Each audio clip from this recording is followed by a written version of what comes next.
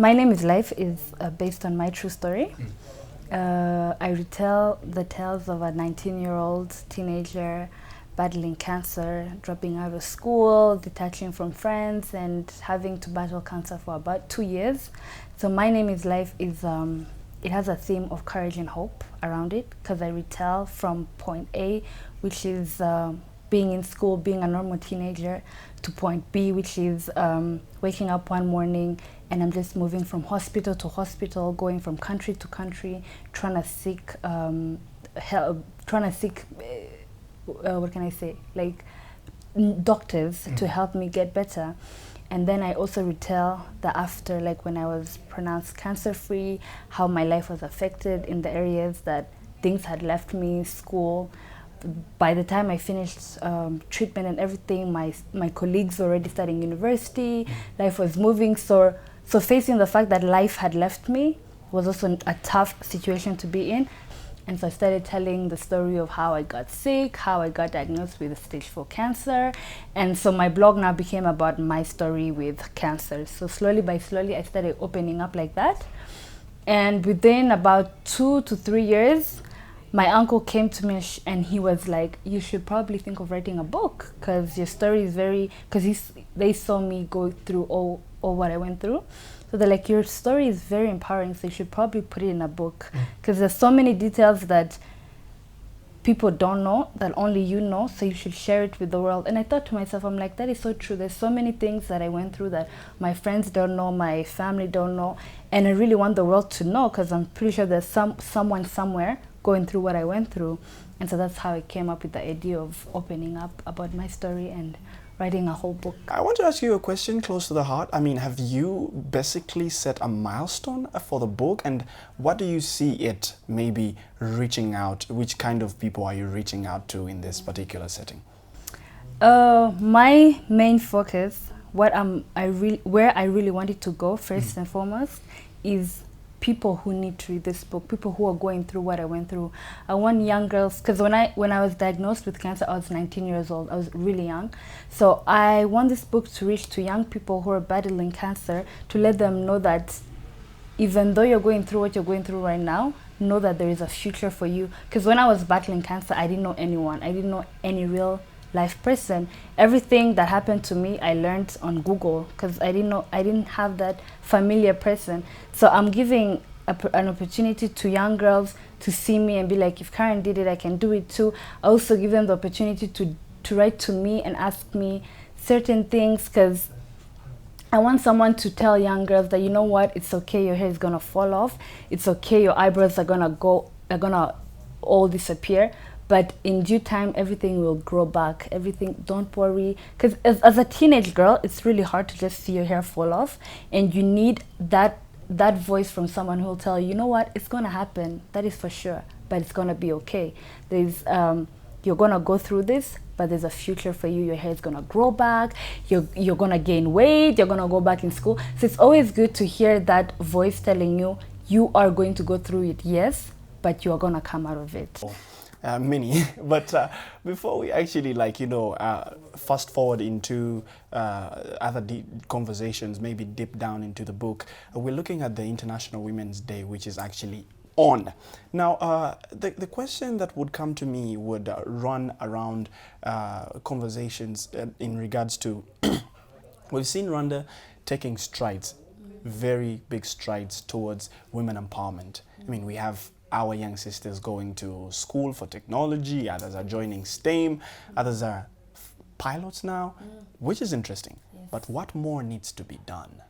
From my point of view, what more needs to be done is encouraging those ladies or those girls who are still in fields that are being discouraged. Like, for example, last week I was at an event, and there were young photographers who are talking about how they're still neglected in this setting. Yes, there's women empowerment in Rwanda, but some people still see certain jobs not meant for women. Like a lady shouldn't be in a wedding taking pictures.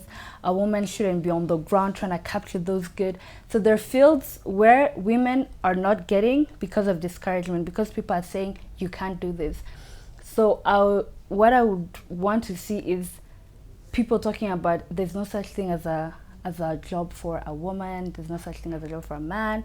Like, and that kind of attitude towards those kind of jobs has discouraged many, because I'm pretty sure some young girls like taking pictures. They like doing like modeling, even, for example. So they don't want to pursue that as a career because they're not being empowered in that area. They just want to do other things that women are empowered in. So there are areas that should be focused and given freedom to anyone, to any lady, to be able to do it with no what can I say, with no discouragement from other people. Because even women to women sometimes discourage each other. They'll be like, oh, you can't do that, let's leave that for the man. That will discourage certain people who want to pursue that area, that field. So basically it's to encourage those people who want to do the not so normal jobs. Let's just maybe push it back now into the story as we kind of unravel all this. You unlike other people, have written a story or a book that is not necessarily based on a sad story. However much you battled with cancer, however much you lost your parents at a very young age, it's like very upbeat, and it has no point of maybe say, oh, now I feel like crying. So just help me understand, how did you even put all of this together, and why did you feel like, you know what, I have to focus on the positive side of the story, even though that hard part came in, but it didn't have like the biggest effect on the book? It's quite different from all that I read. Yeah. Well, the theme around my book, first of all, is courage and hope. So that is the theme I wrote focusing on. So in order to talk about the courage and hope, I had first to retell exactly what I battled and explain how hard and serious it is. And then after, I'll talk about how I recovered and how I gained back my courage. So my book is to show people that, you know what, one morning your world can be flipped upside down. You can lose everything you have. Like, for example, for me, it's cancer. But for some other people, it could be a loss of a family member, it could be a loss of a job, it could be so many other troubling things we face. So my story is basically to put a light on, one day you can wake up and everything is just going against you, and in a few months, everything will work out for your good. Only if you stay strong and stay courage. Because if you read my book throughout, you'll see that I'm trying to have fun, even though I am battling. Because I'm talking about how I get to travel, how I'm going to these beautiful countries. So I talk about how, you know, there, even when you're amidst the storm, you should just look for the rainbows. Like, there's got to be something nice, even if you're going through. You see what I mean? So that's basically what the picture that's in my book. All right. Now, I'm not going to talk about the biggest book writers, but I'll just give you a few of the celebrities that have written books, like Trevor Noah has written Born a Crime. We've seen Tiffany Haddish, I think it's called The Black Unicorn, something like that. We've seen Charlemagne the God, all these guys actually writing books, and they've made quite a good money off of it. I mean, Rwanda and the story of reading the culture is not there yet, but do you see writers actually now moving into something you could say that could be lucrative, that could make them some money?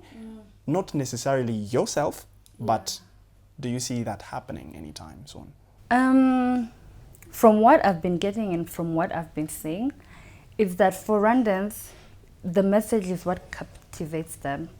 So if you have a deep and strong story to tell, you could share it, and that could maybe in the future, as an author, you don't start making a lot of money right away, obviously, like in the long run. But what I always tell people is that when you're writing a book, when you're trying to inspire, you shouldn't always focus on the money, even if you actually need money to print, to do your book tours.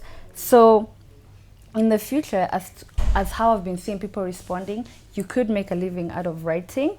You could make a living out of sharing your testimony, writing books, because people are opening up to the idea of reading.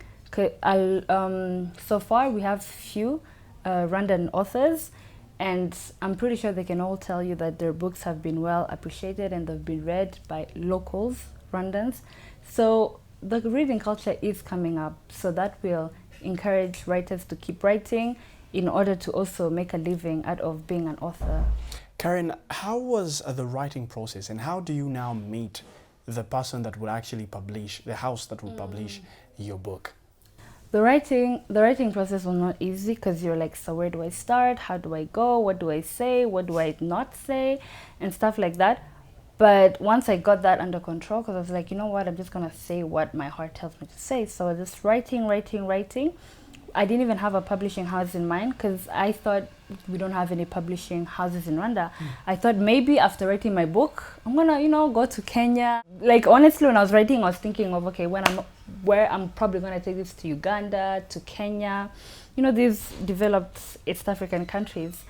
But I got to know about Imagine Me, because Dominique is my friend. So I wrote her a WhatsApp. I was like, hey, Nikki, so I've written a book and I would want you to check it out and send it to me. And she received the idea so excitingly. She was like, yeah, bring over the book. Let me read through it. Yes, yes, yes. And she read the manuscript and she was like, yes, this is something we should do. And so she gave me tips on how to write, because I had to rewrite the book like over and over again, which was like 3 times. Because every editor tells you, like, so add this, remove this, add this, and then elaborate here and there and there. So for me, it felt like I was like rewriting the book over and over and over.